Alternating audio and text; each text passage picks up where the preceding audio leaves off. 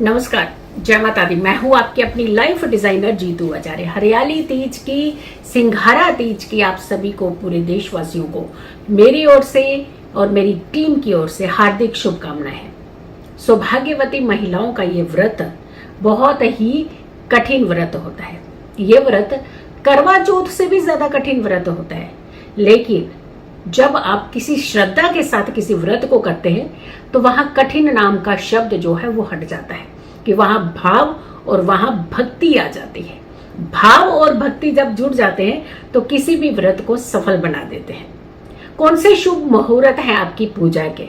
क्योंकि पूजा के शुभ मुहूर्त ये आपके लिए जानना बेहद जरूरी होता है, क्योंकि इतना कठिन व्रत है कि करवा चौथ पर तो फिर भी महिलाएं जब चंद्रमा को देख लेती हैं, अर्घ देने के बाद व्रत का पारण कर लेती हैं, यानी कुछ खा लेती हैं।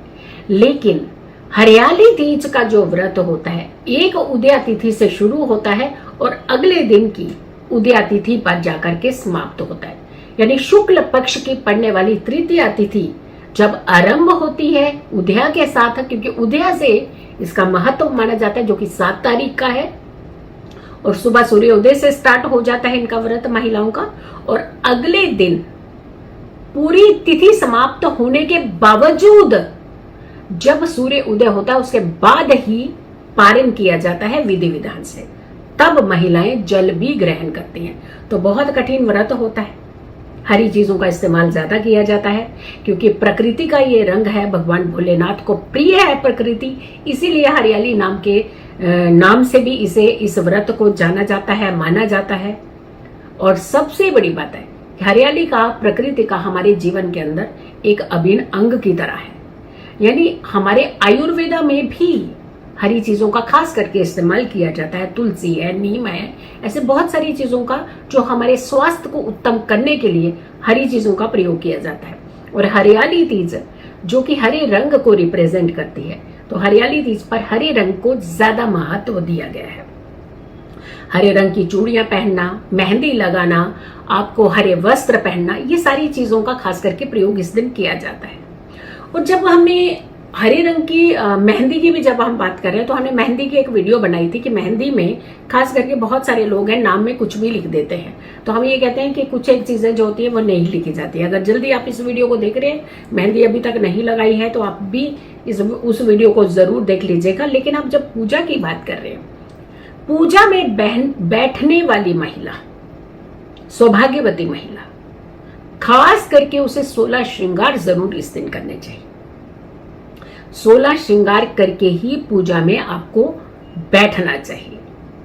और सबसे बड़ी बात है, अच्छे भाव के साथ, शुभता के साथ, शुद्धता के साथ आपको पूजा में बैठना चाहिए। लेकिन कुछ महिलाएं, बाई चांस आपको मासिक धर्म आ जाता है, यानी पीरियड्स आ जाते हैं, तो ऐसे में पूजा में आप बाकी नियमों को, तो आप व्रत के सारे नियमों को पालन कीजिएगा, व्रत भी रखिएगा आप, लेकिन आप किसी सामग्री की, पूजा की जो मूर्तियां हैं भगवान की, उन्हें ना छू करके बाकी आप कथा सुन सकते हैं, आप बाकी सारे नियमों को आप पालन कर सकते हैं, यानी व्रत भी आप रख सकते हैं। लेकिन अगर गर्भवती हैं महिलाएं, बहुत देर तक भूखे नहीं रह सकती हैं, तो उन्हें अगर आप चाहें तो व्रत ना रख करके पूजा विधि विधान आप कर सकते हैं। लेकिन आपके अंदर अगर मनोबल बहुत ज्यादा स्ट्रांग है, आप रखना चाहती हैं, तो वो आपके ऊपर निर्भर करता है। लेकिन अगर आप नहीं भी रखेंगे तो भी आप उसी परिवार के अंश को अपने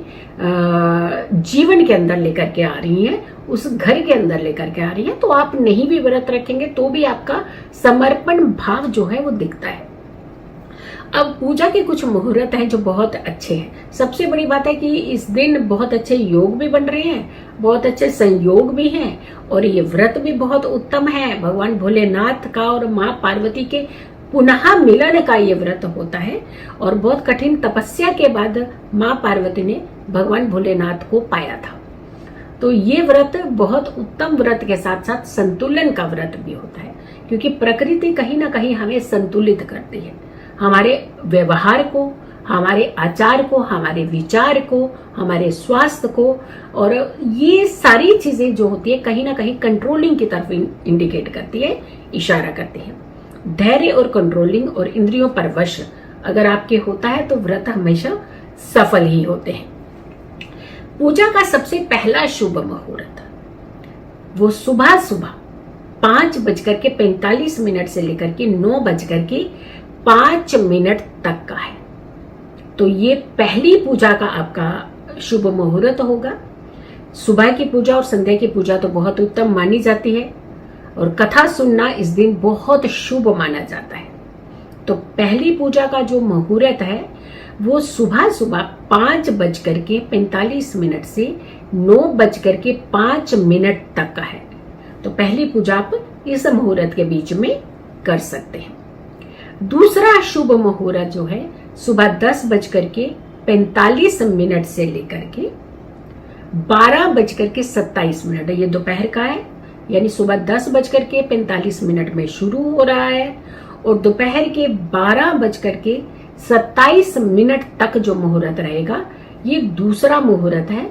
इस दौरान भी पूजा भक्ति जरूर करनी चाहिए। भगवान भोलेनाथ का ध्यान करना चाहिए, माँ पार्वती का ध्यान करना चाहिए।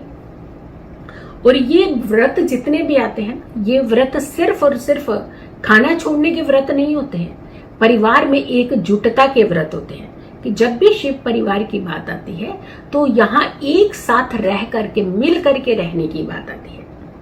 तो आपको खास करके अच्छे भाव से अच्छे अपने आप को वश में करते हुए इस तरीके के व्रत का पालन, नियमों का पालन करना चाहिए। शाम का जो मुहूर्त रहेगा पूजा का वो रहेगा शाम 5:26 से लेकर के शाम को 7:10 तक का ये मुहूर्त रहेगा। तो ये तीसरा मुहूर्त रहेगा जब आप पूजा कर सकते हैं, क्योंकि ये गोधूली वेला का टाइम भी चल रहा होता है इसी बीच में। तो यहाँ ये मुहूर्त भी बहुत उत्तम मुहूर्त जो है वो अच्छा मुहूर्त जिसे हम कहते हैं वो माना जाता है। अब कहते हैं कि राहु काल और यम घंटक काल ये थोड़े से हमें त्याग देने चाहिए जब हम किसी शुभता की तरफ बढ़ते हैं। तो राहु काल छोड़ दीजिए और यम घंटक काल की अगर हम बात करते हैं तो वो लगभग 7:25 से लेकर 9:05 तक का रहने वाला है। तो अगर आप इस समय को अगर त्याग दें, बाकी सारे मुहूर्त जितने भी हैं उन सब में आप बाकी पूजा विधि विधान जो है वो कर सकते हैं, क्योंकि हम आपको मुहूर्त बता चुके हैं।